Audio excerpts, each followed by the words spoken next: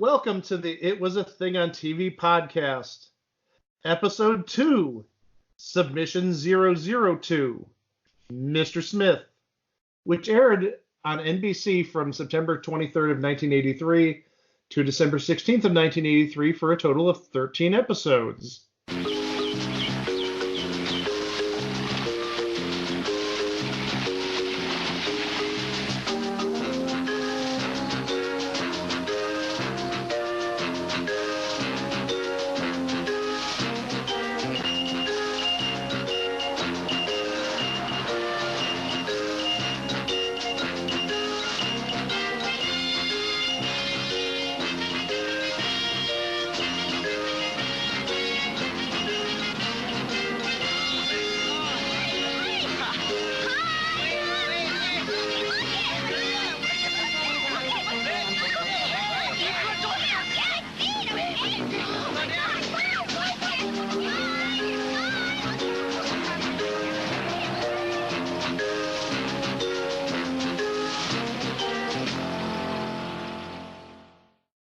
Hi, I'm Mike Klaus, and Greg Diener is back here again. Hello, Greg.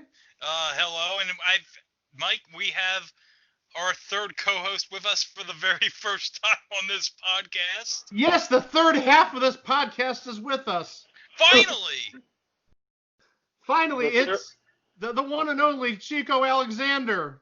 The third half of the podcast that is the fifth part of the third trilogy. I don't know how this is going to work here. The math works somehow. I don't know how we got there. Well, you're the math teacher, so yeah. Oh, sure. Put it on me. So we're here today to talk about Mr. Smith. This is sort of a segue from last week because Mr. Smith, we first found out about it when watching these Match Game Hollywood Squares reruns maybe about 3 weeks ago, and they had many questions about Mr. Smith, which in turn made us have many questions about Mr. Smith, and we have some answers. Unfortunately, we're not going to talk much about the show itself because there just isn't any video out there. Oh, no. And Greg actually had an idea for that. Tell him your idea. Oh, my idea is we should, after this episode, and I found out that Mr. Smith is owned by Paramount Television, which means it's in the CBS Viacom family. So after this episode, Mike, I'm going to go down to the CBS offices. I'm going to go down to picket in front of the CBS offices demanding we want Mr. Smith on CBS All Access. Or at least on Hulu or Netflix or Amazon Prime, someplace that the masses can enjoy this for the first time in 36 years. Hey, Mike, if they can reboot the XFL, I'm sure they can reboot Mr. Smith. Well, in the course of TV... Can I bring something up here? Absolutely. The chair recognizes the chairman. You said Mr. Smith is owned by CBS Viacom, right? Yes. So is Pluto TV. Oh. Right? I see where he's going. Mr. Smith on a Mr. Smith channel on Pluto TV. The same 13 episodes run over and over again. I'd watch it. Would anybody else? No. Have you seen the obscure stuff they have on Pluto? Yes, sir, I have. Yeah, they got obscure stuff on Pluto. It's called Buzzer. But yeah, so about Mr. Smith, Mr. Smith is another attempt to use simian creatures on television with marginal success. There was J. Fred Muggs on the Today Show back in the 50s, and you had in the 70s, early 70s, you had Lancelot Link, which lasted all of 13 episodes. Oh, maybe we might have another entry there somewhere down the road. And there's been other instances of using monkeys, gorillas, apes on TV shows. Obviously, Friends had Marcel. Not that Marcel did anything besides act like a little monkey. But 1983's Mr. Smith was a little different because Mr. Smith really was the main character. Briefly, Mr. Smith, and I'm taking this from the 1983 TV Guide Fall Preview. Oh, by the way, which had Mr. Smith as one of 3 characters on the cover. So if that didn't say that NBC wasn't like banking everything on this, nothing does. And also, it wouldn't be the biggest gamble NBC ever paid. no, definitely not the biggest. That comes down the line, I think. That's spoiler. That's a later date. We know what we're talking about. But no, Mr. Smith, in addition to being on the fall TV preview installment of TV Guide in 1983, he also had his own cover. So in the span of 3 months, this bum got on the cover of TV Guide twice. And Joni Loves Chachi only got on once. Where is there justice in this world? Now, I don't know about that, but it's just amazing how much NBC pushed this, and we're going to get into that in a second.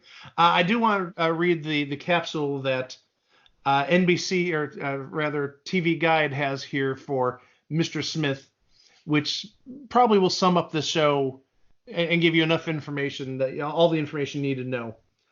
The star of this series, Mr. Smith, has an IQ of 256, plays chess, and writes treatises on thermonuclear dynamics.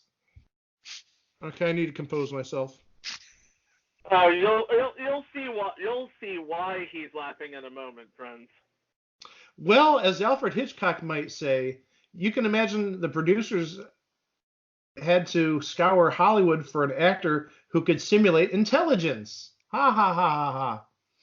The result of their search is pictured at right. Mr. Smith is a talking orangutan who, in an ambitious attempt to make Washington even funnier than it is, works as a special consultant to the U.S. government, helping out with little problems like MX missile policy. With a premise like that, it's safe to assume we'll hear a monkey joke or two. Mr. Smith works for peanuts. TV Guide actually wrote that. Mr. Smith works for peanuts. As our hairy hero copes with his dumb but likable owner, Tammy. Maybe it's Timmy. It looks like Tammy. I think it's Tommy. Tommy. Okay. Well, it would be kind of weird for a person named Tammy to be played by Tim Dunnigan. Tommy's little sister, Ellie, Laura Jacoby, a pretty psychologist, Tracy, and I can't read that word, maybe malicious? I can't see what that word is. Liaison man, no. Leonard Fry was not malicious. A liaison Well, man. how do we know this? Because there's no episodes on YouTube.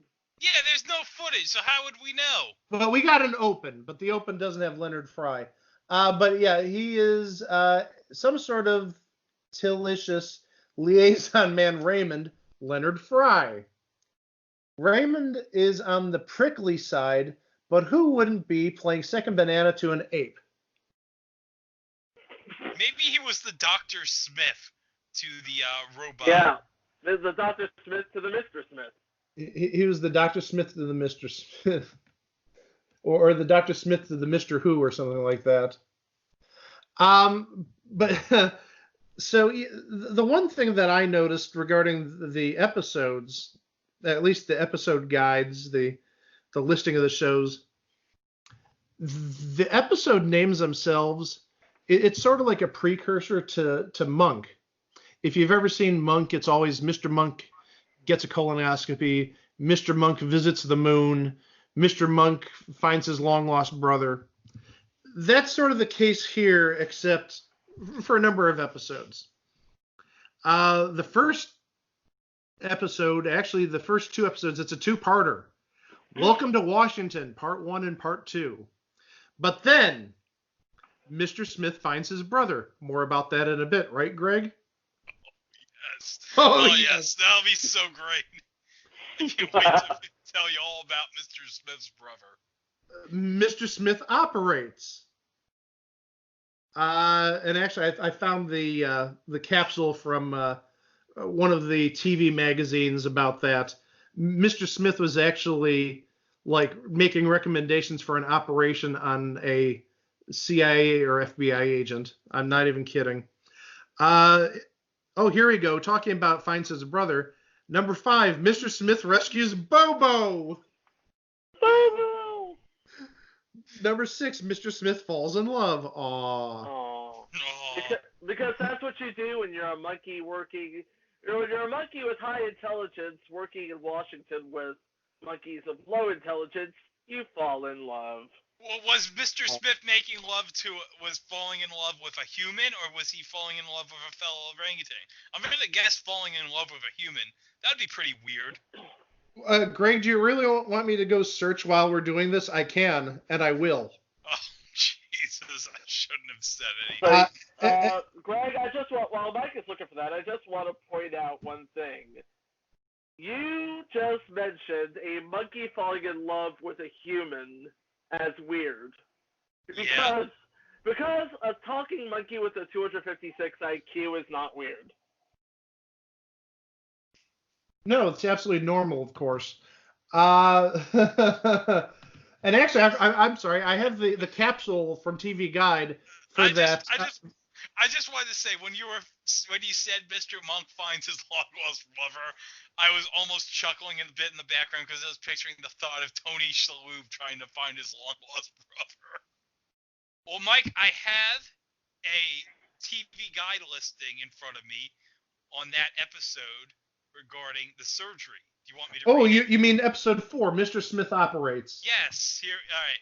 Here it is. And I'm not making any of this up in the plot description.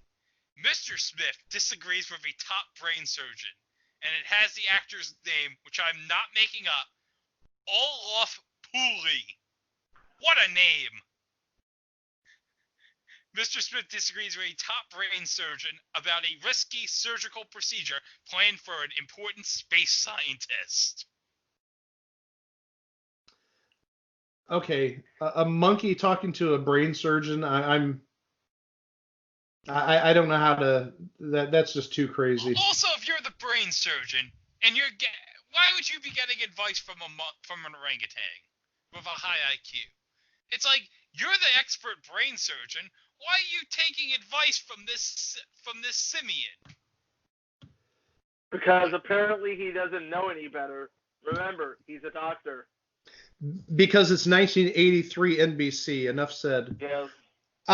So Mr. Smith falls in love. I found the capsule for that. Okay. Mr. Smith falls for a female orangutan who gives TV weather forecasts. Wait, it gets better than that.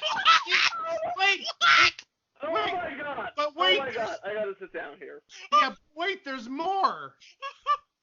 Let me repeat that without laughter because save it for the end. Mr. Smith falls for a female orangutan who gives TV weather forecasts, but she in turn falls for Bobo. It's you know what? It's the Fabulous Baker Boys 5 years early. Am I right or am I right? I didn't know Bobo was a player. Except Jeff and Bo Bridges did it better than Mr. Smith and Bobo. Gosh. Oh my god. We haven't even gotten halfway through all the episode titles. After Mr. Smith falls in love and then Bobo steals the female TV weather forecasting orangutan away, we have number 7, Mr. Smith gets a physical. Also in that same episode, Mr. Smith rips off a doctor's face after the doctor says, "Turn your head and cough." Oh god, that sounds painful. Imagine how it was for Mr. Smith. Number 8, Goodbye, Mr. Smith. But he's not gone because that's episode 8. We still have 5 to go. Number 9, Mr. Smith loses a friend. And I think that when I actually saw the capsule for that too, I think Mr. Smith actually gives a eulogy at a funeral. I'm not even kidding. Oh, can you imagine Mr. Smith giving a eulogy at a funeral? give this eulogy is a talking orangutan that has a 256 IQ. Number 10, Mr. Smith plays Cyrano. Against Steve Burton did it better 5 years later. Number 11, Mr. Smith makes a commercial. Number 12, Mr. Smith goes public. And the final episode, which apparently didn't air, or at least there's no date attached to it, Mr. Smith goes to court. I can only imagine what that was about. This is why we need Mr. Smith on one of these streaming services. We need to find out why Mr. Smith went to court. And after that, Mr. Smith went bye-bye. Mr. Smith says goodbye. The unaired 14th episode. Mr. Smith says bye-bye, and we don't know what happened to Bobo. Did he run off with the weather-predicting orangutan? Who knows? Did they end up on Cheaters 17 years later? Who knows? Geez. Okay. Do you want me to discuss Bobo now? Tell us about Bobo, please. Okay, well, a while back, maybe a week or two ago, me and Mike were searching for pictures of stupid television shows in preparation for this podcast for potential topics. And one of the photos we found was from Mr. Smith. And it's a picture of Leonard Fry with Mr. Smith and his brother, Bobo. Now, I'm going to read to you the back of this picture. Okay? And you found this is one you found on eBay. Yes. All right. NBC. This is one nearly one of us bought on eBay. Oh, you damn bet I was considering buying this. NBC photo, press department, 30 Rock, New York, New York. And the title for this is "What a Family!" exclamation point. All in caps. Okay. Lovable talking genius Mr. Smith and his slower brother Bobo. Let me read it. Mr. Smith and his slower brother Bobo give Mr. Smith's personal secretary, Raymond Hoyk, Leonard Fry, plenty to worry about between national crises and playful antics in the imaginative new comedy series Mr. Smith, Fridays, 8:30 p.m. New York time, premiering this fall on NBC. Boom, boom, boom. And actually, that was the more offensive description of Bobo, the slow brother. The other places I've seen him called dim-witted, which is a little more correct, let's say, politically correct. So, yeah, I'm sort of flabbergasted. I don't know where to go with this now. And let me describe the picture. The picture, Bobo is completely naked wearing a hat. 'Cause aren't we all? But Mr. Smith is at least dressed in a suit. Well, Bobo's dim-witted. He doesn't know how to dress himself, apparently. Oh my gosh. I don't know how to top that, so we're just going to move on. Mr. Smith was probably, and Greg and I were talking about this. The best way of comparing this, the amount of promotion that went into Mr. Smith, is how much promotion NBC gave Whitney back in 2012, 2011. Yeah. Where they just like pushed it down your throat, and that show Whitney lasted 2 seasons at most. And if you ask Greg, it's one of the least funny shows ever. Oh, it's one of the worst. That should be canceled after the first commercial break. And then the show that she actually created, Two Broke Girls, I think Greg thinks the same of that, and I definitely do. I cannot stand Two Broke Girls, and that lasted 5 years. Well, Mike, there are 2 reasons why that show lasted 5 years, and you know what they are. Yes, I do. It's Kat Dennings. Kat Dennings, the left one, and Kat Dennings, the right one. Oh my. So yeah, the NBC. Are you trying to say that Kat Dennings has enormous talent? Yes.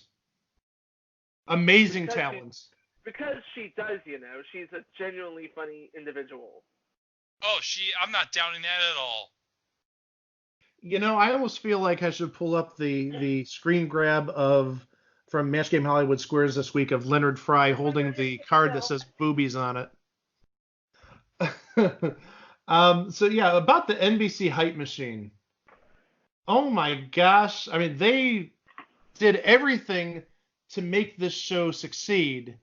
And actually, this show should be this episode of the podcast, rather, not Mr. Smith, but this episode should be called like Too Hyped to Fail. Yet it did, because NBC did all sorts of stuff to generate interest. First, as we've mentioned last week, Match Game Hollywood Squares. There are so many mentions of Mr. Smith, Mr. Smith, Mr. Smith. There's questions about Mr. Smith. There's answers of Mr. Smith. And again, that sort of brought us to looking at what is Mr. Smith. And then we went down that rabbit hole, and this is the result of it.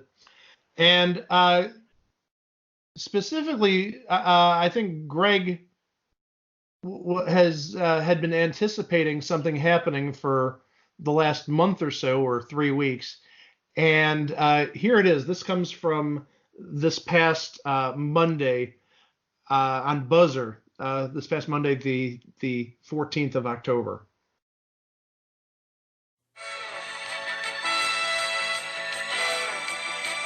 It's time for the Match Game. Hollywood Squares. Our quiz from Mr. Smith, Leonard Fry.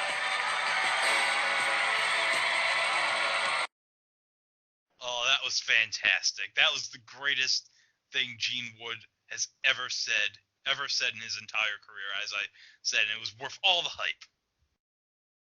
You were looking forward to that, and your only regret is that we only heard that for 4 days, because that was the Thanksgiving week. Oh, but there was something even better that week. Oh, what? Well,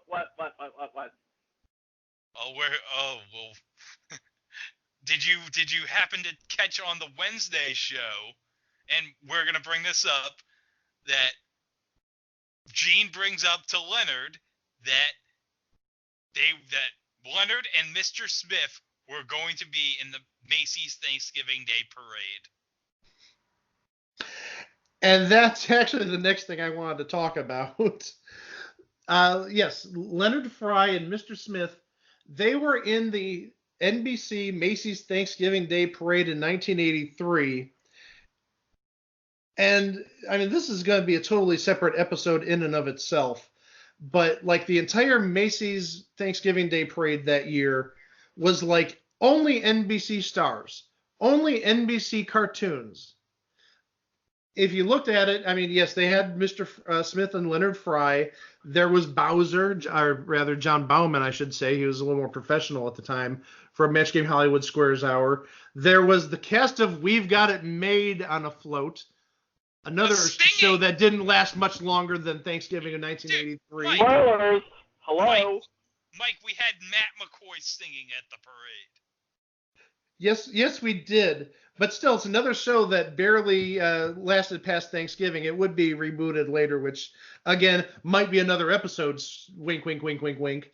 And you had Care Bears and Shirt Tails, and I don't think the Smurfs were on there. I think I'm trying to think. Weren't the Care Bears on another network? They might have been syndicated Care Bears. Care Bears was on ABC, if I'm not mistaken. I don't think the cartoon was out in 83. I think it was like 84 the Care Bears came out. So maybe they were free agents at the time. But I mean, like, the only thing that's missing, and this might be an anachronism, is like, where's the friggin' Snorks? That is an anachronism. That's a year later? I think we're about 3 years away from the Snorks. No! The Snorks wasn't 86. I'm wikiing that now. I'm on Wiki right now. Snorks was the next year in 84. Yes, September of 84, And it lasts until 89? Damn. Okay, we must have been very bored as kids back in the mid-'80s. Wow. Okay, and they did have Alvin and the Chipmunks, and Alvin and the Chipmunks had premiered on NBC Saturday mornings in '83. So again, like everything they showed, it was all NBC. Mm-hmm. But yeah, so Mr. Smith and Leonard Fry were in a vehicle in the parade, and this can be found at about an hour and 31 minutes into the parade. You can find it on YouTube. They didn't sing. It looked like all they were doing was waving. It's like, okay, we're not even good enough to sing. Just watch us tomorrow night, Friday night. It's the episode. Oh, let me see what episode was on. Oh gosh, I hope he was getting a physical that night. No, it was Mr. Smith Plays Cyrano. Oh, yes. Come watch tomorrow night to see Mr. Smith with a giant nose.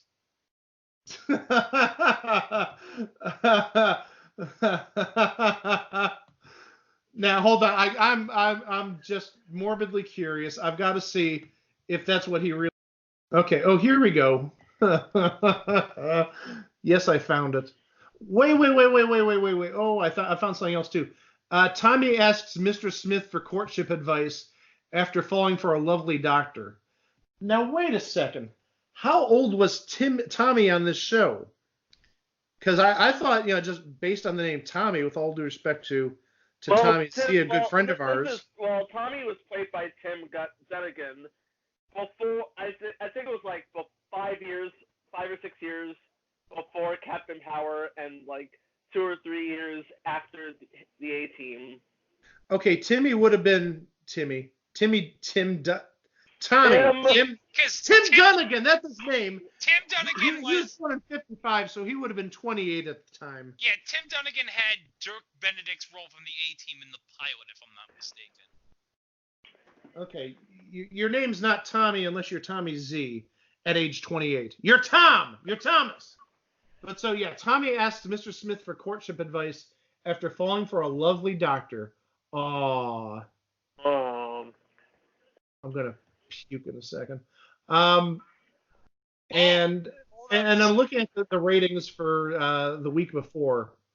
Yeah, Mr. Smith was 60th out of 64 shows.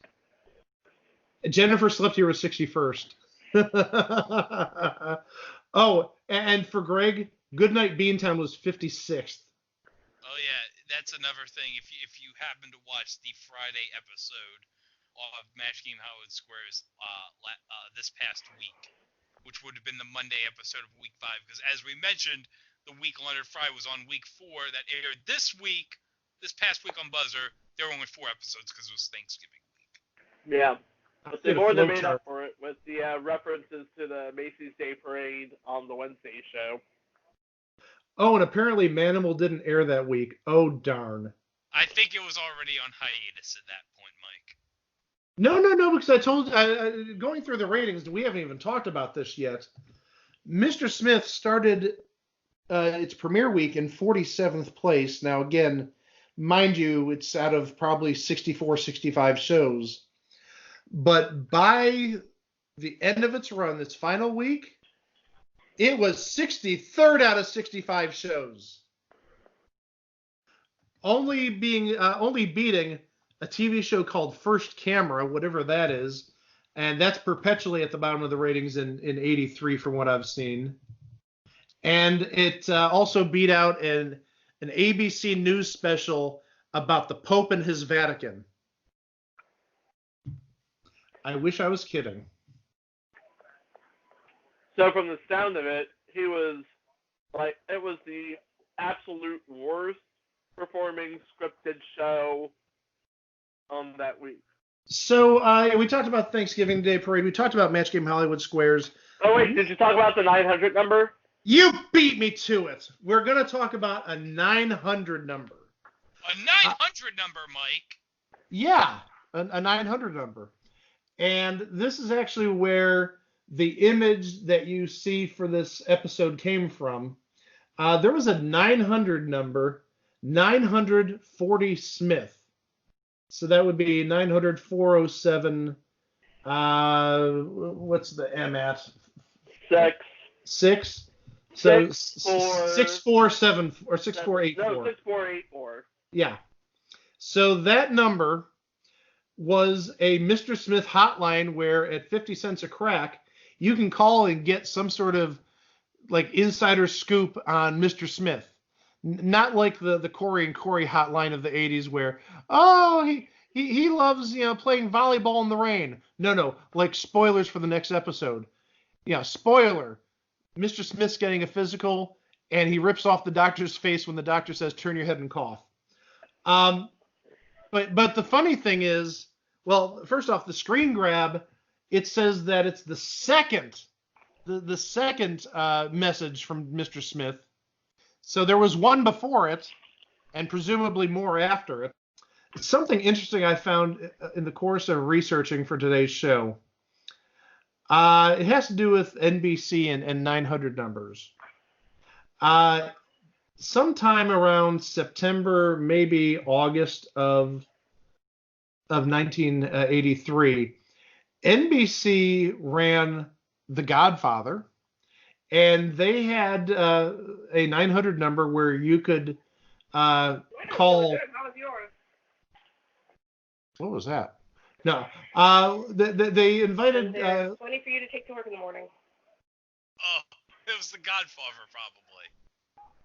They invited listeners to call your Godfather, and the number was what we just said, 900-407-6484. So apparently, if you look at this, they used the same number for the Godfather that they used for Mr. Smith. So they had plans to use this number all along. It isn't just happenstance, just coincidence that 900-407-6484 is the Godfather number. However, the Godfather phone line was a huge success. 160,000 callers, or over 160,000 callers, called that number at a cost of 50 cents apiece. Whoa, that's a lot of money. That's a lot of bananas. As Gene Snyder would say, $80,000. You heard that, man, $80,000. Then NBC unfurled promos where viewers can call Mr. Smith. Smith is the orangutan hero of one of the network's fall debuting shows. Because, of course, it is. Also, just about Mr. Smith, apparently, we joke about it, but apparently, and this is from a TV critic, the pilot episode was extremely well done. Those exact 3 words, extremely well done. The dialogue was crisp and funny, the technical tricks equally good, but one had to wonder how long such gimmickry would hold viewers' interest. I'd say about 13 weeks. If that. But another reason that Mr. Smith died, no, I shouldn't say died, his demise, we talked about the ratings, 47th to begin, and then down to third worst TV show on the week of its final episode. It had to do with the night of the week it aired, but also it had to do with what also aired on NBC that night.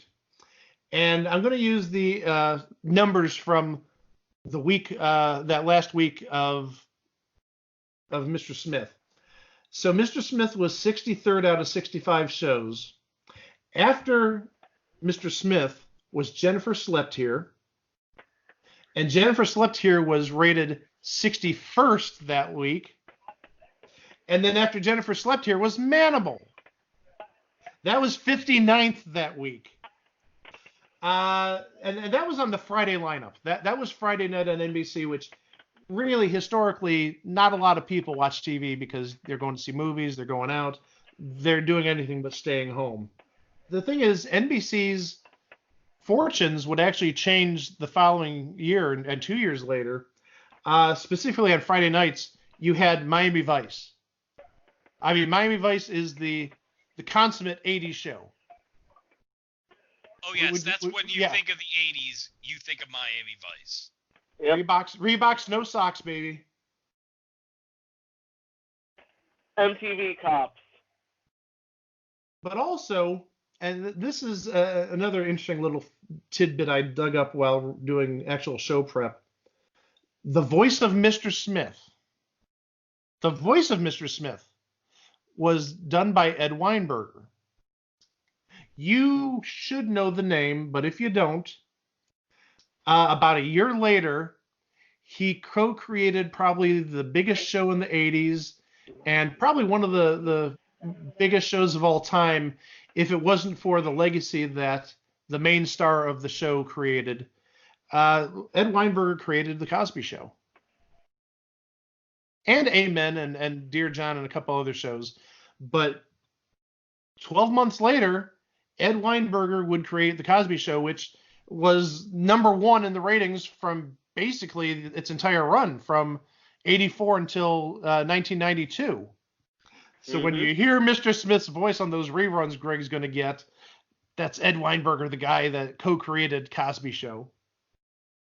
And I got some sad news, Mike. I looked up Ed Weinberger's Wikipedia. There is nothing about Mr. Smith on his Wikipedia. Well, I didn't say that I found it on Wikipedia. Well, first off, we know Wikipedia is not always correct.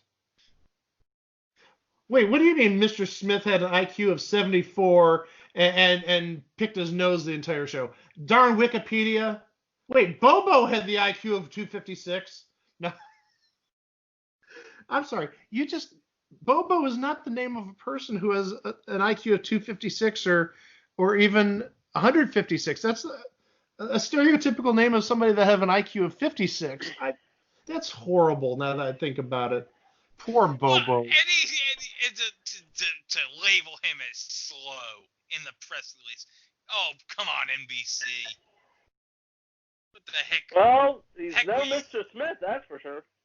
The heck were you thinking, Green Tinker? Well, he wouldn't be around much longer. But so yeah, it died after 13 weeks, 3 months, and its legacy would live on a little bit. A little bit. We talked about Match Game Hollywood Squares. Leonard Fry still made appearances on Match Game Hollywood Squares long after Mr. Smith got canceled.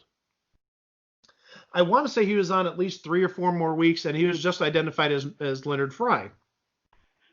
Not to take anything away from Leonard Fry, but his resume is like really, really bland. He earned a supporting Oscar nomination in 1971 for Fiddler on the Roof, and then Mr. Smith, the end. I mean, that's essentially what his resume is, sadly. I mean, he did, bit appearances, cameos. I saw he was on Murder, She Wrote, but he was not on many shows, at least in a lead capacity. And unfortunately, not to put a sour note on all this, Leonard Fry did pass away in 1988, just before the age of 50. He was 49.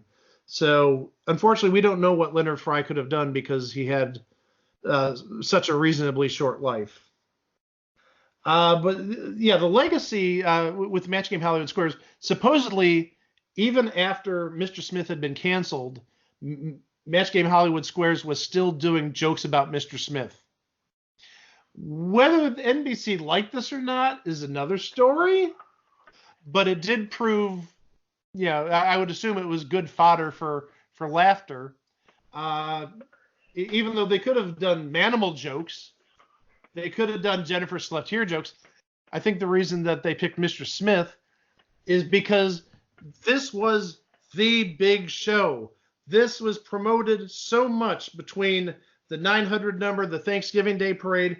You heard what I said, TV critics said about the pilot, that it was well done, and it just fell on its face.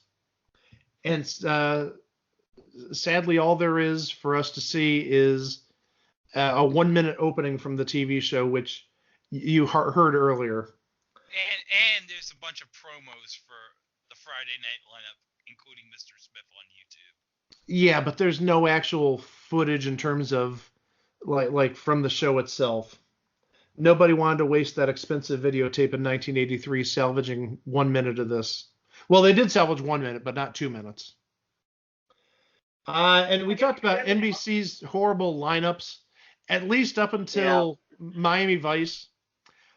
But Miami Vice is on at 10 o'clock, though, so I'm going to give it a bit of a pass there. But the shows that followed on Friday night for ages on NBC might be covered on this podcast in the future. Specifically, I'm thinking of Misfits of Science, which came in '85. I can't think of many more, but the thing is, NBC never really had a hit on Friday nights outside of Miami Vice. Nope. I think we'll have to do more research on that. I'm sure a lot of stuff that aired between 8 and 10 on Friday nights, maybe since '83. Well, I mean, nowadays, it's a Dateline at 8 o'clock or 9 o'clock, and that's been running forever. It's Keith Morris in town on Friday night,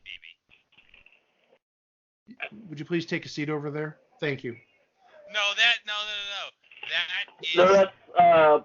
That's Chris Hansen, I know, but it's still in the Dateline family. No, but Keith Morrison's the... So you witnessed a murder, huh? That must have been wild. Spoiler, the boyfriend did it. But yeah, we talked about Manimal and Jennifer Slept Here. Should I say it, Greg? What?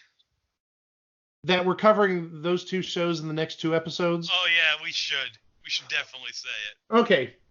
Next week we are covering Manimal, and actually it's a two-parter. Manimal, and we're going to cover Automan because there's a little bit of overlapping between the two. Even though technically Automan was not an NBC show. Even though it was on ABC and it was on a different network at a different time. It was on a different network, a different time, ABC, but it was equally bad. Actually, it was actually laughable. I told Greg this, and I told Chico this. I saw something on YouTube. I think actually Chuck Wagner posted like 10 minutes from Automan, and I turned it off after 5 minutes because I couldn't just watch just see how stupid and insipid it was.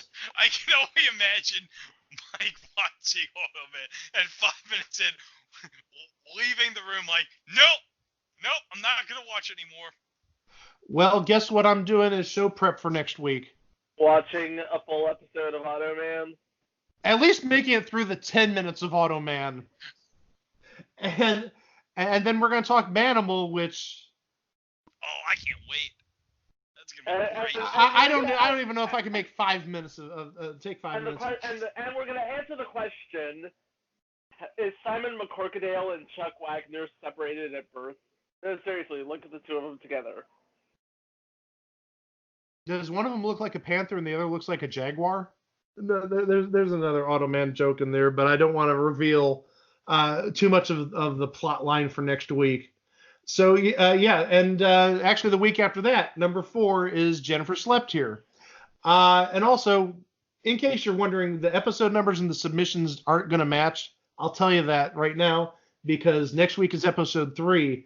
But was Manimal and Automan, were they the third submission? No. I'm not going to tell you what number they are, but they're higher than 3. Higher than 4. No, not 5. But yeah, we'll be here next week, and we're going to suffer our way through Automan and Manimal as our tribute to 1983 NBC continues.